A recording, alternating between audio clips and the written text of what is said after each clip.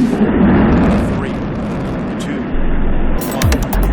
0, and lift off of Space Shuttle Atlantis.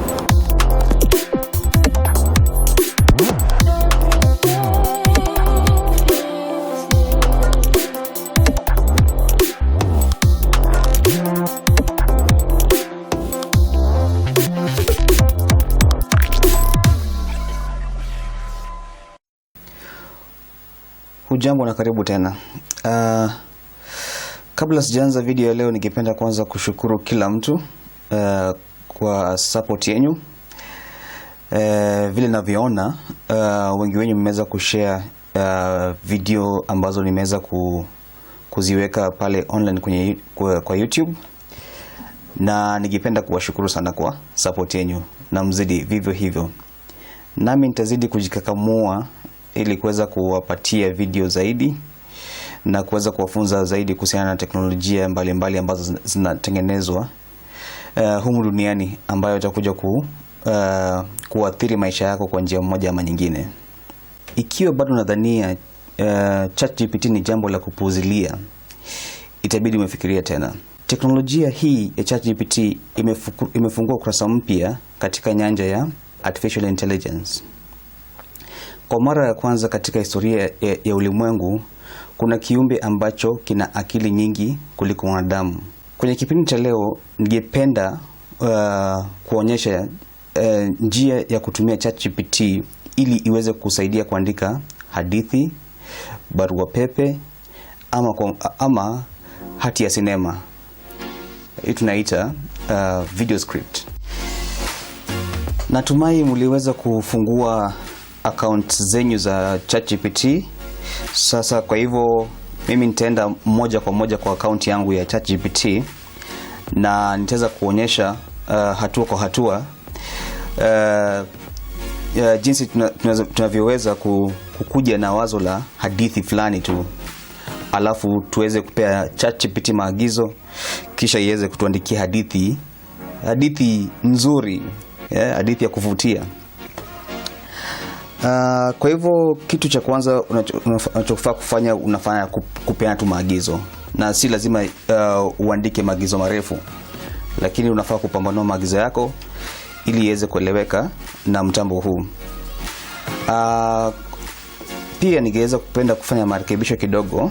Niliwaambia kuwa ChatGPT inazungumza kwa lugha ya Kiingereza peke yake, lakini nimekuja kugundua kuwa ChatGPT yaweza kutumia lugha tofauti. Yaweza kutumia Kiswahili, pia yaweza kutumia Kijerumani, yaweza kutumia Kifaransa.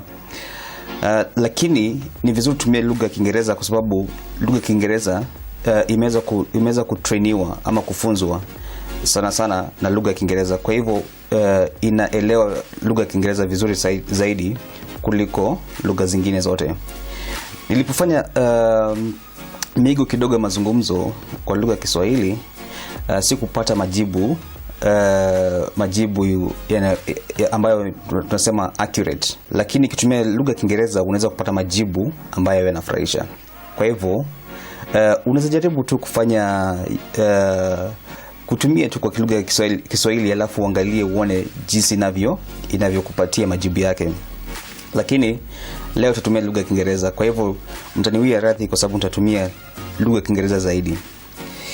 Sasa kwa hivyo ningependa kuandika hadithi kuhusiana na ningependa kuja na wazo la hadithi ya kuandika. Tuseme tunataka kuandika hadithi ya kwa kizungu wanasema romantic relationship, hadithi ya kimapenzi kati ya wapenzi wawili. Na hadithi hii tutaweza kupeana tu maagizo kiasi, alafu tuone ChatGPT itatuandikia hadithi aina gani. Sasa kwa hivyo nitapeana maagizo hapa.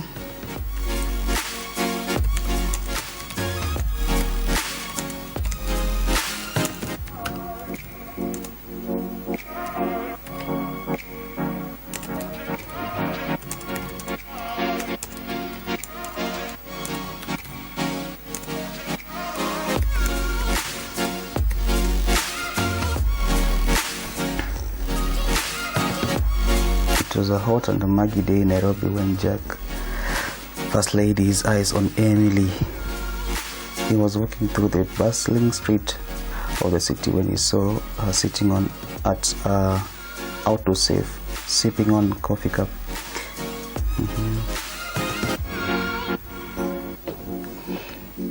Sasa inaandika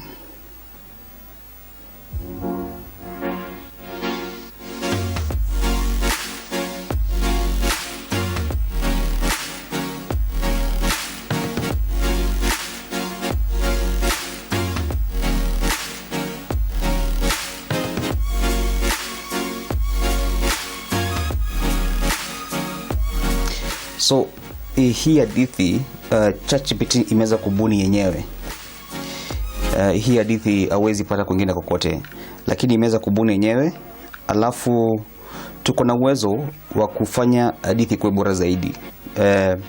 Na mnavyokumbuka nilieleza kuwa kitu ambacho kinafanya hii aina ya chatbot iwe tofauti na zingine tunazozijua ni kuwa hii ChatGPT ina uwezo wa kufanya mazungumzo endelezi. Kwa hivyo tunaweza endelea na mazungumzo yetu tuweze kuboresha hii hadithi. Ukiangalia kwenye hadithi yenyewe ChatGPT imetumia majina ya wahusika, majina ambayo ni ya Kizungu, Jack and Emily. Lakini sisi tukipenda tutumie wahusika wetu wakuwe na majina ya Kiswahili.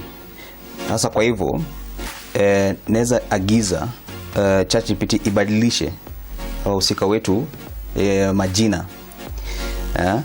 Hata basi nipe maagizo.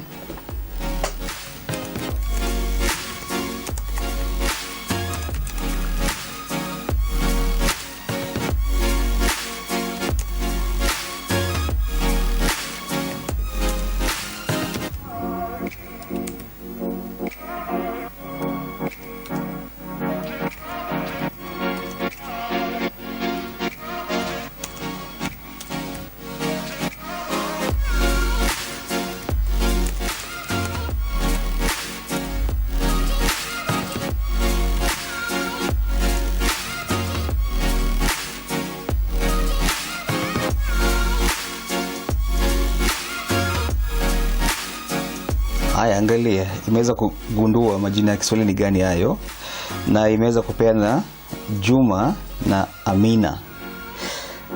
Imejua Juma ndi mwanaume, Amina ndo mwanadada kwa lugha ya Kiswahili. Tazama.